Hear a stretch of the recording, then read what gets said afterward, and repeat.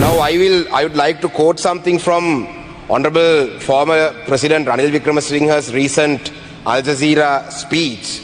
Now I don't understand why he is defending the previous government. Honorable Namal Rajapaksa is here. His father was the defense minister. His father was the president.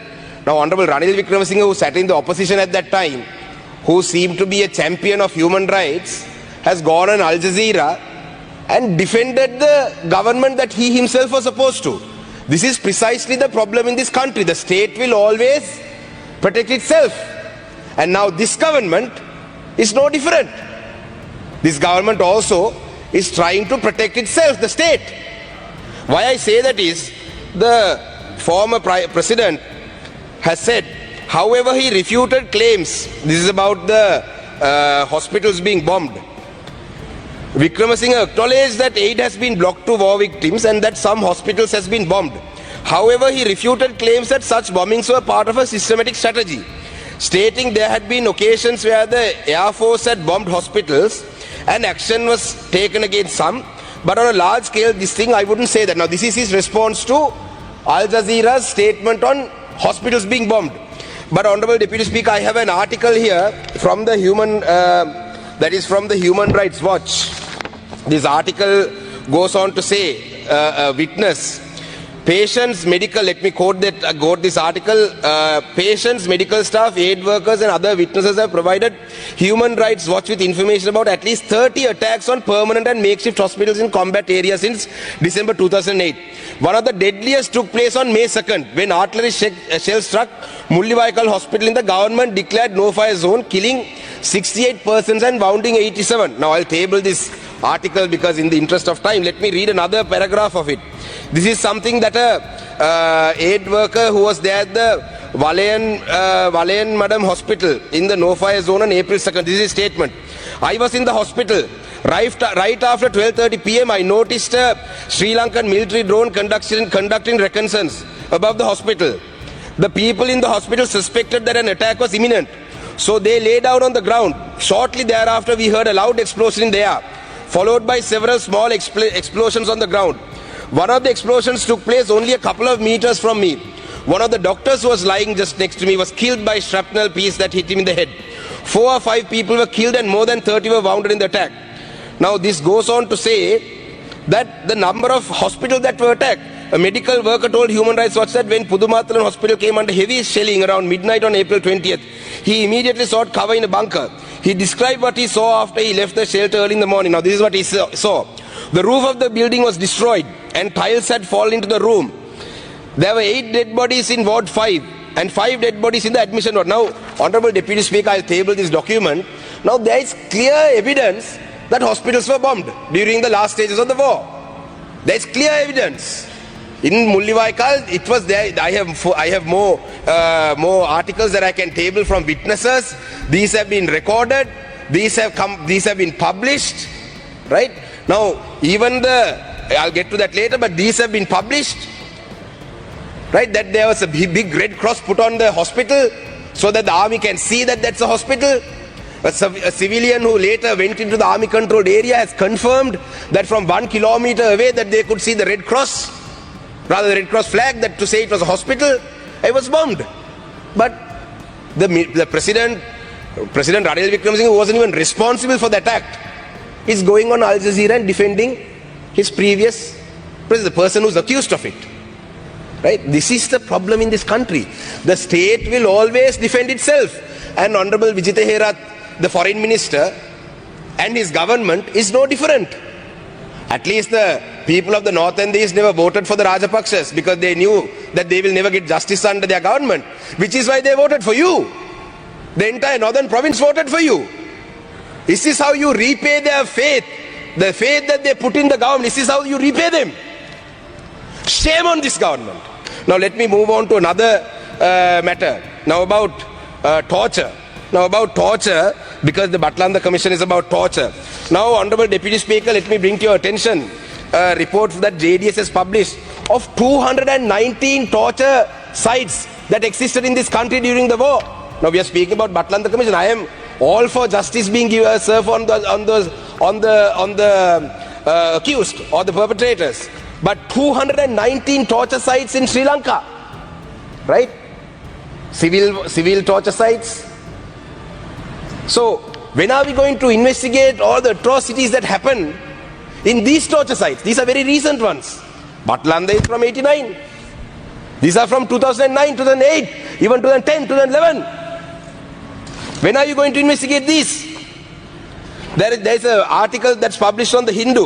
Sri Lankan Tamil men accuse government of torture and rape. Now this is in 2017. Their number of witnesses have come forward and given their statements about how they were tortured, how they were beaten up with plastic poles that were filled with sand, how they were burnt with cigarettes, about the gun site camp in Trincomalee, about the Joseph camp in Vaunia. You know, the Udalagama Commission very clearly about the ACF case and about the Trinco case, Trinco 5, Trinco 11 case, they said how the state is responsible. What action have you all taken? So when it comes to the Tamil people, all these commissions, all that you all don't want to talk about. Only about the Batalanda Commission, it has been tabled. I don't see any action being taken against it. ஆயிரக்கணக்கான தமிழ் பெண்கள் பாலியல் துஷ்பிரயோகம் செய்யப்பட்டு கொல்லப்பட்டனர். அனுராதபுரத்திலே அந்த பாலியல் தொந்தரவுக்கு உட்படுத்தப்பட்ட பெண்ணுக்கு நீதி வேணுமென்றதிலே எந்த மாற்று கருத்தும் இல்லை. ஆனால் ஏன் இந்த அரசாங்கமும் சரி, இந்த நாட்டிலே மக்களும் சரி, எத்தனையோ ஆயிரக்கணக்கான தமிழ் பெண்கள் பாதுகாப்பு படையினரால் பாலியல் தொந்தரவுக்கு இல்லாட்டி பாலியல் வன்முறைக்கு ஈடுபடுத்தப்பட்ட எத்தனையோ பேர் இருக்கிறார்கள். இவர்களுக்கு எதிராக எந்த நடவடிக்கையும் எடுக்கிறதுக்கு ஏன் இந்த நாட்டில் இருக்கும் மக்கள் இல்லாட்டி இந்த அரசாங்கம் கொந்தளிக்கவில்லை? இனவாதம் இல்லை என்று சொல்லும் இந்த அரசாங்கம் தான் மிக மோசமான இனவாதிகள். கடந்த காலத்தில் இருந்த அரசாங்கங்கள் தங்களை இனவாதிகளாகவே அடையாளப்படுத்தி கொண்டு தங்களுடைய செயல்பாடுகளை முன்னெடுத்தார்கள். ஆனால் இந்த அரசாங்கம் இனவாதம் இல்லை, இனவாதம் இல்லை, இனவாதம் இல்லை என்று சொல்றார்கள். ஆனால் முழுக்க இனவாதத்தில் ஈடுபடுறார்கள். எப்படி என்று சொன்னால், இந்த நாட்டிலே தமிழ் மக்களுக்கு கிடைக்க வேண்டிய நிரந்தரமான அரசியல் தீர்வை தருவதற்கு மறுக்கிறார்கள். இந்த நாட்டிலே பொறுப்பு கூறல் விடயத்திலே கௌரவ அமைச்சருடைய உரையிலே ஒரு வார்த்தை கூட தமிழ் மக்களுடைய சார்பிலே சொல்லப்படவில்லை. அவருடைய நிலப்பாடை அவர் சொல்லியிருக்கிறார். அண்மையிலே அனுராதபுரத்திலே அந்த நடந்த சம்பவத்தை நாங்கள் வன்மையாக கண்டிக்கிறோம். ஆனால் ஆயிரக்கணக்கான தமிழ் பெண்கள் கொல்லப்பட்டனர், கற்பழித்து பாலியல் வன்முறைக்கு ஈடுபடுத்தப்பட்டு கொல்லப்பட்டனர். அதிலே ஒரே ஒரு உதாரணமாக சொன்னால் இசைப்பிரியா கொல்லப்பட்டது. இசைப்பிரியா உயிரோடு இருந்ததுக்கான ஆதாரங்கள் எத்தனையோ இருக்கின்றது. இசைப்பிரியா உயிரோடு இருக்கிற ஆதாரங்கள் இருந்தது. அதனை தொடர்ந்து இசைப்பிரியாவுடைய காய்களே ரெண்ட பின்னால கட்டப்பட்டு அரகுர உடுப்புடன் ஒரு துணியுடன் இருந்த இசைப்பிரியாவை பிறகு ஒரு உடுப்பும் இல்லாமல் இருக்கிறதாக காணொலிகள் வெளியே வந்தது. அப்ப இந்த விடயத்தை பற்றி இசைப்பிரியா ஒரு பெண் இல்லையா? இசைப்பிரியாக்கு இந்த நாட்டிலே நீதி தேவையில்லையா? இதுல let me read this article about Isaipriya. Isaipriya is sitting in a swamp. She is only partly clothed. She looks dazed and confused. There's no clue as to how on earth she got there and why she is all alone. Some speculate that she'd been trying to escape the bloody final showdown. She's helped to her feet and looks completely uninjured. This is an important observation because she was not to remain for so long. The soldiers think she's the Tamil rebel leader's daughter. She's not, she says. They find a length of white cloth to wrap around her.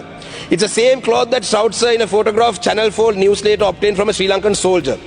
In his photograph dated later the same day, 18th May, Isaipriya is dead. Her hands are tied behind her back. Right? There's also now a long jagged cut across her face. Anuradhapura வைத்தியசாலையில் பெண் வைத்தியருக்கு நிகழ்ந்த வன்கொடுமைக்கு நீதி வேண்டும் என்பதில் எந்த மாற்று கருத்தும் இல்லை. ஆனால் இந்த நாட்டிலே ராணுவத்தினரால் பாலியல் வன்கொடுமைக்கு உள்ளாக்கப்பட்ட இசைப்பிரியாவுக்கு நீதி வழங்க ஏன் அரசாங்கம் முன்வரவில்லை என மட்டக்களப்பு மாவட்ட நாடாளுமன்ற உறுப்பினர் ரா சாணக்கியன் கேள்வி எழுப்பியுள்ளார். நாடாளுமன்றில் இன்றைய தினம் உரையாற்றும் போதே அவர் இவ்வாறு குறிப்பிட்டுள்ளார். இந்த நாட்டிலே ஆயிரக்கணக்கான தமிழ் பெண்கள் பாலியல் வன்கொடுமைக்கு உட்படுத்தப்பட்டு கொல்லப்பட்டார்கள். அதற்கு ஏன் இந்த அரசாங்கமும் நாட்டு மக்களும் நடவடிக்கை எடுப்பதற்கு கொந்தளிக்கவில்லை? இனவாதம் இல்லை என்று சொல்லும் இந்த அரசாங்கம் தான் மோசமான இனவாதிகள். கடந்த கால அரசாங்கங்கள் தங்களை இனவாதிகளாக அடையாளப்படுத்திக் கொண்டு தமது செயல்பாடுகளை முன்னெடுத்தார்கள். ஆனால் இந்த அரசாங்கம் இனவாதம் இல்லை என கூறுகிறார்கள். ஆனால் முழுக்க முழுக்க இனவாதத்தில் தான் ஈடுபடுகின்றார்கள். இசைப்பிரியா ஒரு பெண் இல்லையா? இசைப்பிரியாவுக்கு இந்த நாட்டிலே நீதி தேவையில்லையா எனவும் சாணக்கியன் கேள்வி எழுப்பியுள்ளார்.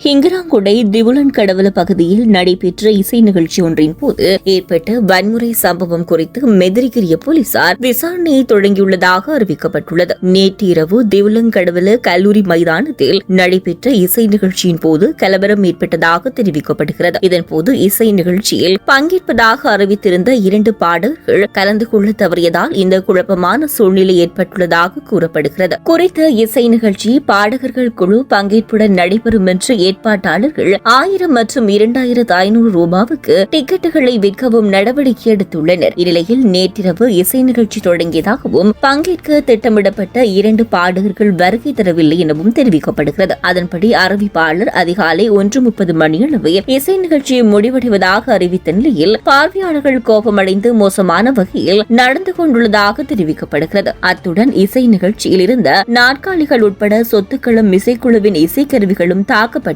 சம்பவ இடத்தில் சுமார் 45 போலீசார் பாதுகாப்புக்காக நிறுத்தப்பட்டிருந்த போதிலும் அவர்களால் நிலைமையை கட்டுப்படுத்த முடியவில்லை என்று தெரிவிக்கப்பட்டது. இதனைத் தொடர்ந்து சம்பவம் தொடர்பான விசாரணையில் இசை நிகழ்ச்சி ஏற்பாட்டாளர்கள் வாக்குறுதி அளித்து தொகையை செலுத்தாததால் சம்பந்தப்பட்ட 2 பாடகர்களும் இசை நிகழ்ச்சியில் பங்கேற்கவில்லை என்பது தெரியவந்ததாக மெதிரிகிரிய போலீசார் குறிப்பிட்டுள்ளனர்.